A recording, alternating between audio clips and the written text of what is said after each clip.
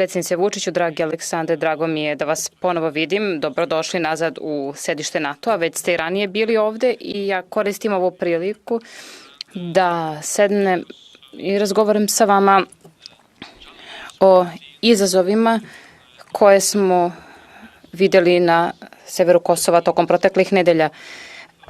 Početkom ovog meseca govorili smo o nedavnim tenzijama na severu Kosova i cenim priliku što se lično danas sastajemo da nastavimo naše razgovore. I ja ću se sresti sa rukovodstvom Kosova danas, kasnije tokom dana. Da bi se situacija na terenu poboljšala, potrebna je odgovornost svih strana i Beograda i Prištine da se ponovo izbegnu eskalacije. Pozivam sve strane da pokažu uzdržanost i izbegnu nasilje. NATO nastavlja da pomno prati situaciju na terenu. Naša mirovna misija KFOR ostaje fokusirana na svoj mandat u okviru Ujedinjenih nacija. Ukoliko bi stabilnost bila ugrožena, KFOR je spreman da interveniše i preduzeće bilo koje mere koje su neophodne da bi se obezbedila sigurna i bezbedna okolina i okruženje i sloboda kretanja svih ljudi Kosova. Konstruktivan dijalog je jedini način da se reše razlike u regionu i dijalog pod okriljem Evropske unije između Beograda i Prištine jeste platforma da se nađe rešenje koje poštuje I welcome the next round of dialogue taking place tomorrow. I encourage all sides to engage in good faith, to show flexibility and to be constructive. We also discussed Russia's brutal war against Ukraine.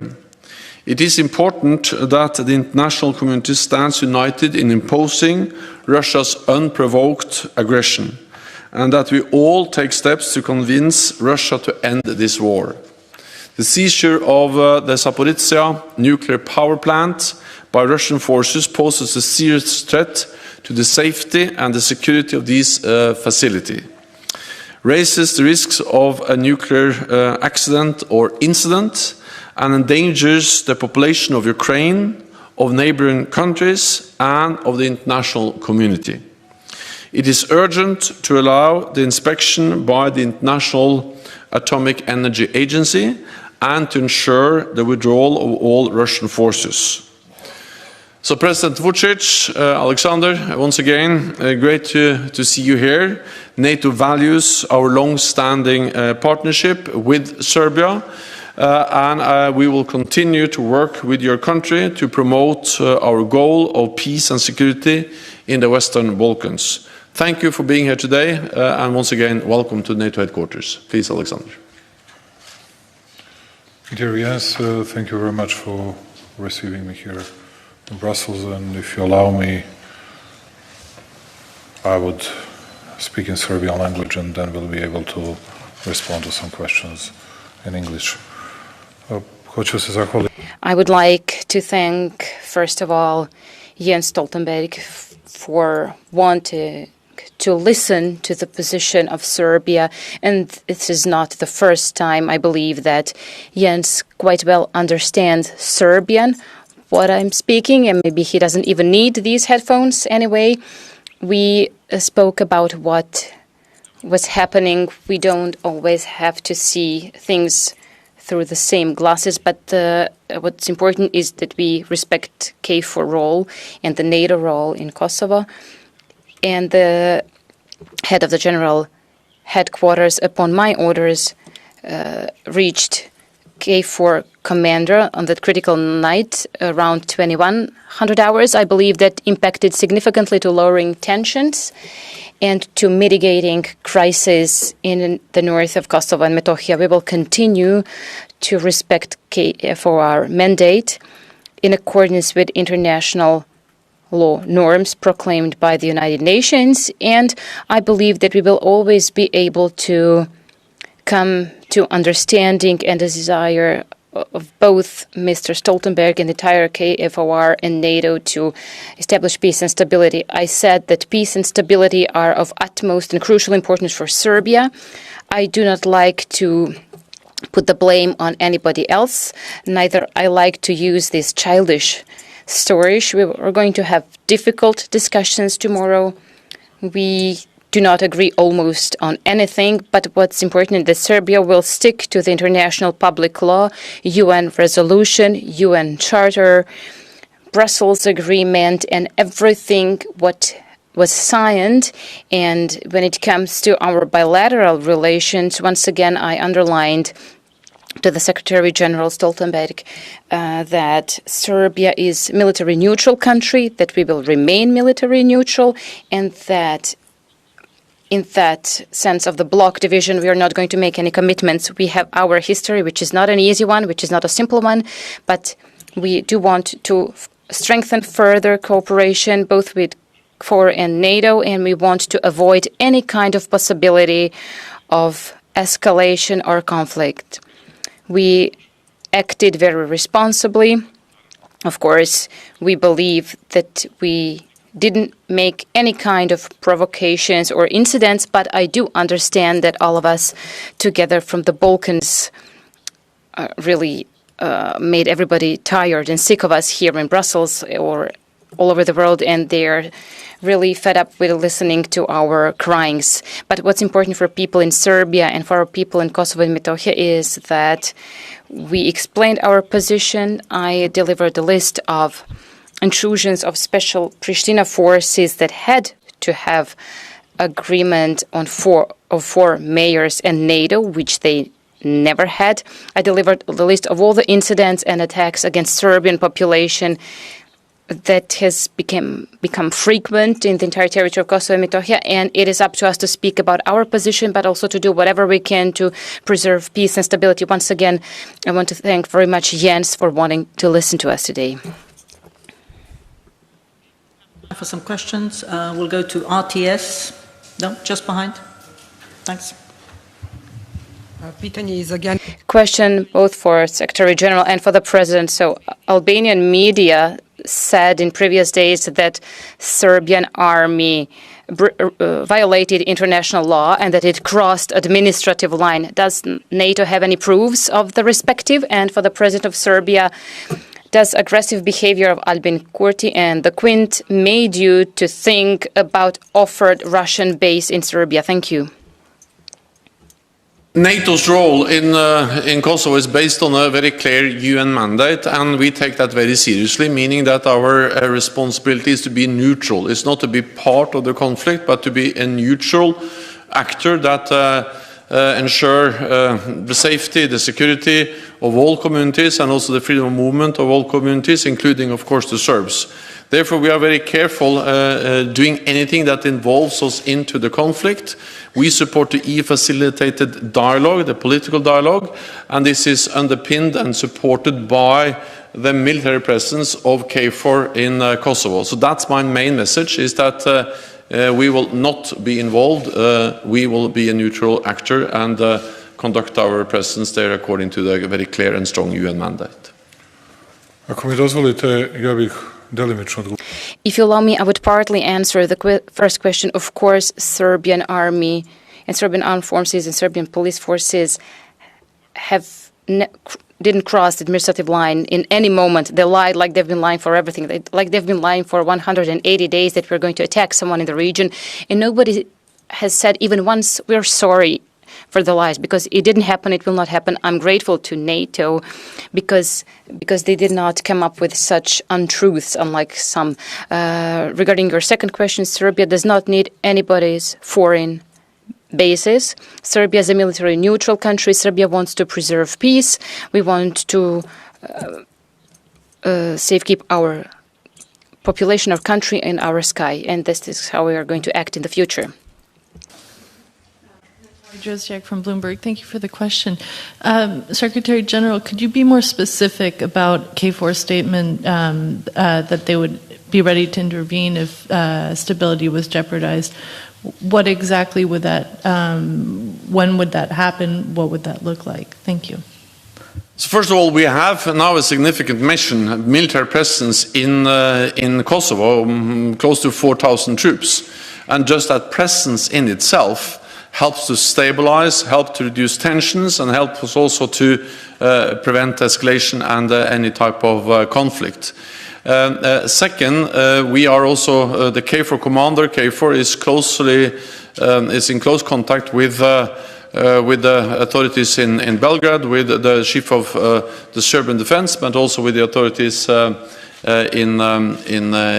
Pristina, and having these open channels of communications is also a way to prevent miscalculation, misunderstanding, and to act when we have situations as we saw at the end of July.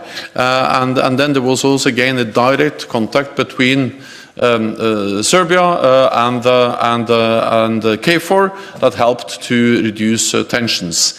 Then, of course, if needed, we will move forces, deploy them where needed, and increase our presence. We have already increased the presence in the north. We are ready to do more, but of course we will act when needed, and we will act in a proportionate way, because our main aim is to help to reduce tensions and to ensure all communities, the freedom of movement, the safety of all communities, including, of course, the Serbs in Kosovo. I have two questions. First, for you, Mr. President. Did you get any assurances, and what kind of assurance did you get from Secretary General that KFOR in the ground will stop this violent intrusion by Pristina, as we could see in the past incidents? And for Mr. Stoltenberg, you said that KFOR will act when needed, having in mind that you have the mandate in accordance with Resolution 1244 to preserve stability and peace in Kosovo. How do you, having in mind all previous situations of intrusions in North, how can you guarantee the violence against Serbs? How can you react quickly? How fast, actually, can you provide that safety and security in the north of Kosovo?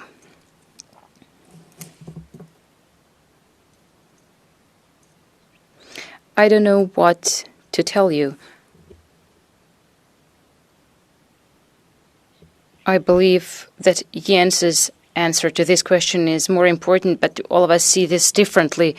It's a different observation point from the Quint countries than us. They would say that the violence, and they will read what Jens said, that the violence is in barricades and that the violence is not actually implementation of systematic implementation of true and actual violence against Serbs. It is the question how different actors will interpret this.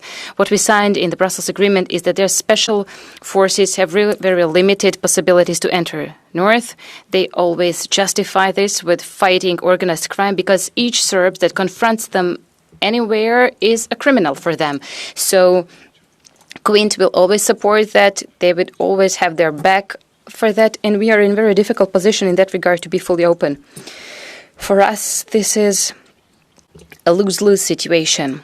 Simply, it's very difficult, but you know, when you've been put in the corner and when you have no place to move, to maneuver, I said this to Jens Stoltenberg and everybody else, please do not expect Serbs to enjoy and say how they're having really nice time. There is a new generation of kids, of young men in the north of Kosovo and the entire of Kosovo. They will not put up with this anymore, and it has no longer anything to do with me, with Jens, where we grew old. This is new generation that will not put up with the terror. They do not see Kosovo as an independent state like 22 out of 27 countries of the EU. They see Kosovo as territory of Serbia, and of course in accordance with the 1244 resolution in the international public law. So there are a lot of problems, and what's important for us that with the help of KFOR we should preserve peace and preserve stability, and we hope that there will be enough wisdom to reach a solution by compromise. It's ready to act, and KFOR is ready to intervene, and of course we can do that also on short notice. We have the capabilities, we have the forces, they will be deployed where needed. We have presence already in different places in Kosovo, and we have increased our presence in the north, and there are regular patrols, including in the north. I visited KFOR not so many months ago, and I was updated in detail about their presence, their ability to deploy and to act and intervene when needed. But of course it will be proportionate, and it will be and it will reflect the needs and the challenges we face. But just the fact that we have close to 4,000 troops in Kosovo demonstrates a strong commitment and helps to diffuse the situation. We have to remember now that the KFOR mission in Kosovo is now NATO's biggest military mission outside NATO.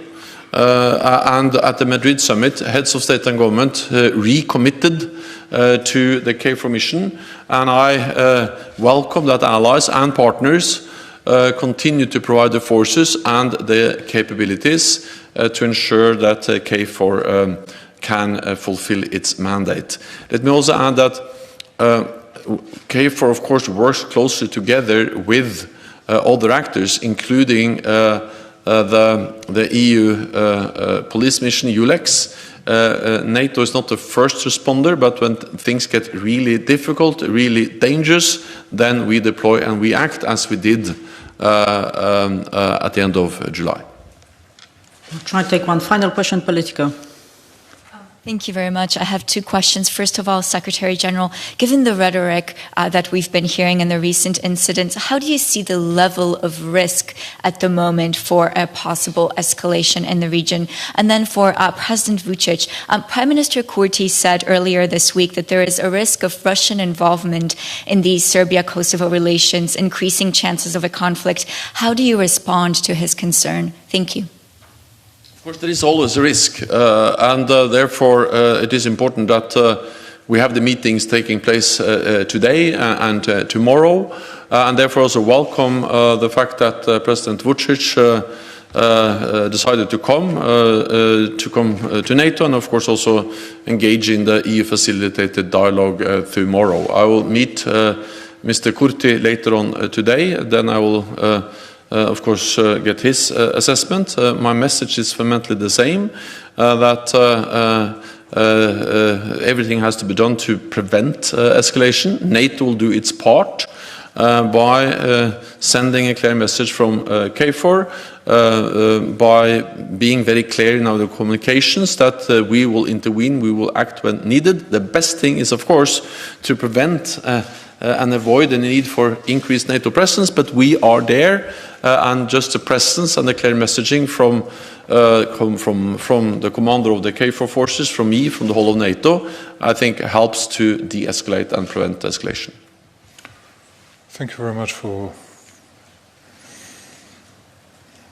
asking the question. First of all, I don't believe that there are any kind of real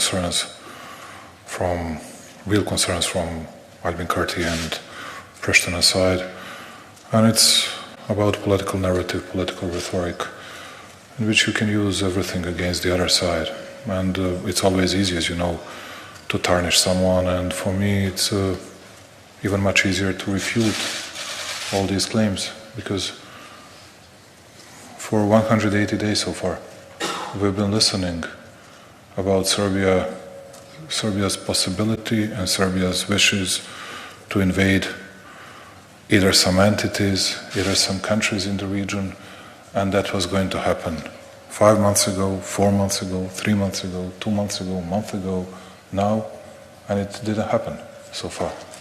Which means that they were actually lying about it, and there were no rebooking from anyone in the world about this kind of narrative against Serbia, and it's always easy, just to use the current political situation against someone else with no real arguments. That's why I was asking even NATO to scrutinize the situation in Kosovo and to tell us when did it happen and where did it happen when Serbian forces crossed that, we would say, administrative line, they would say country border or whatever you call it. It means that what we need, it's a rational approach.